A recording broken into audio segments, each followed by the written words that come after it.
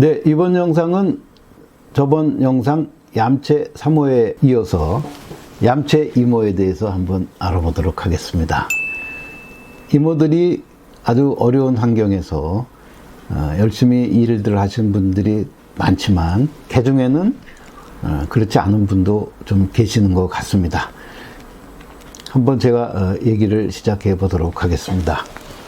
네, 첫 번째 주제는 얌체 이모. 다시 말씀드려 일보다는 돈에 더 관심이 많다, 이런 주제로 말씀드립니다. 직업 속의 현장에서 보면 도우미와 시터가 전화상이든 뭐 저희 사무실에 와서 얘기를 하는데, 내가 이제 가사의 시장, 다시 말씀드려 도우미와 시터의 경력이 얼마나 되고 뭘 이렇게 잘하고 뭐 그런 얘기를 쭉 하십니다.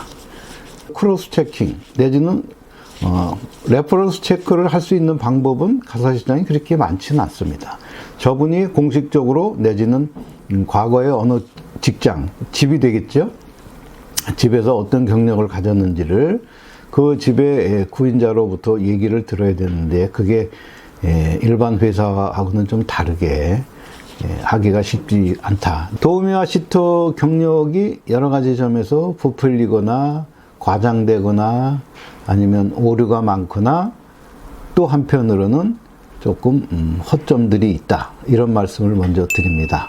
전부가 다 그런 건 아닙니다. 양심적이고 순전하게 다 이렇게 쓰시는 분도 계시지만 개 중에는 소수란 얘기입니다. 이분들은 이제 허위 경력으로 가능하면 돈 많은 곳을 찾아다니는 것을 무슨 마트 쇼핑하듯이 하시는 분들이 많습니다. 거래하시는 속에서도 많고, A부터 C, D, E, F, G, 최소한 한 5개, 내지는 이 두 손가락이면 한 10군데 정도 이렇게 걸어 놓고, 그리고 이제 수시로 문자 하면서, 어디 좋은 자리 없어요? 뭐 이렇게 시작해서, 쭉 얘기를 합니다. 좋은 자리가 나오면 아주 비호 같습니다. 아주 그 자리 놔달라고 하면서 아주 철떡 달라붙어서 하루에도 10번 이상씩 전화하고, 그렇게 해서 이제 면접을 봅니다. 이분들의 특징은 뭐냐면 면접을 아주 잘 보십니다. 젊으신 구인자들이 혹하도록, 저 이모님을 꼭 우리 집에 모시고 싶어요, 이렇게 만드는 사람 종종 있습니다. 일 잘하고 그리고 정당하게 돈을 받으면 아무 문제가 없는데, 일하는 게 영 신통치 않은 경우가 대부분이라는 것을 저는 경험으로 압니다. 구직자가 원하는 이기적인 조건에 대해서 한번 말씀드려 볼까요? 나는 어디를 가더라도 부부가 맞벌이여야 돼. 나는 집안에 이렇게 누가 있으면 눈치 보이고 신경 쓰기 싫어. 다 나가고 그래야 돼. 이런 사람서부터, 나는 시터 업무를 그렇게 오래 했지만 애는 데리고 자고 싶진 않아. 거기다 쌍둥이래? 쌍둥이를 나보고 데리고 자라고? 그거는 땡큐가 아니야. 이렇게 말하시는 분도 있고, 좀 더 전문적으로 말하면 영화들 있지 않습니까? 태어난 지 얼마 안 된 애들. 나는 몰랐는데 속에서도 속이고 그 애기 엄마도 나를 속였어. 영화 산통 있다는 걸 왜 속이냐 말이야. 나는 영화 산통 있으면 죽어도 일 안 해. 이런 사람도 있습니다. 실사례에 그런 경우도 있습니다. 영화 산통이라는 것이 무슨 병적인 그런 건 아니지만 영화들이 겪는 하나의 그 성장통 비슷한 거기 때문에 그런 것들을 다 감안하는 것이 이 베이비시터로서의 자격이 있는 분이 아닌가, 이렇게 생각을 하고, 물론 힘든 것은 이해합니다. 잠자리가 부실하고 또 자꾸 깨다 보니까 그 다음날 일하는데 컨디션도 안 좋고 그런 그 어려움이 있고 힘든 점이 있다는 건 알지만, 그런 걸 알고 가는 것이 시터 업무가 아니겠습니까? 또 심지어 어떤 분은 그 집이 일정 평수가 넘으면 청소 도우미를 안 붙여주면 자기는 안 간다고 또 이렇게 빡빡 우기는 사람들도 있습니다. 물론 거기에 합당한 보수를 주는 분도 있고, 또 그 보수를 받으면서 일해야 되기 때문에 꼭 참고 일하시는 분도 계시지만, 그렇지 않은 분들도 굉장히 있다. 이런 말씀을 드립니다. 영화산통 얘기를 제가 자주 하는데 오히려 이모님들 때문에 구인자들이 마음의 상처를 입고 눈물을 흘리면서 저희한테 얘기하시는 경우도 종종 보게 됩니다. 요즘엔 구직자들 구하기도 힘들 뿐더러 그 구인자들 사이에서는 이모님 모시는 게 상전 모시는 것 같다고 말씀하시는 분들도 꽤 됩니다. 왜 그런 사태가 일어났을까요? 이모님들이 부족하기도 하지만 이모님을 찾는 분들이 아직도 여전히 일정 수요가 존재하기 때문입니다. 어느 정도 양보하고 또 배려하는 마음이 있는 분들 같으면 비록 돈이 좀 적다 하더라도 내 집같이 편안한 분위기에서 일할 수 있다고 말씀드리는 분들도 많이 계십니다. 마지막 얘기입니다. 우리가 교감을 잘하는 사람이 좋다는 말씀을 가끔 드리는데요. 교감이라는 것은 사람으로서의 동정심, 이해심, 배려, 그리고 인간인 이상 뜨거운 눈물을 흘릴 줄 아는 그런 착한 심성을 가진 분들이 좋다는 얘기입니다. 구인구직의 현장에 있다 보면 인성이 좋은 분을 만난다는 것이 얼마나 어렵다는 것을 충분히 느끼고 있습니다.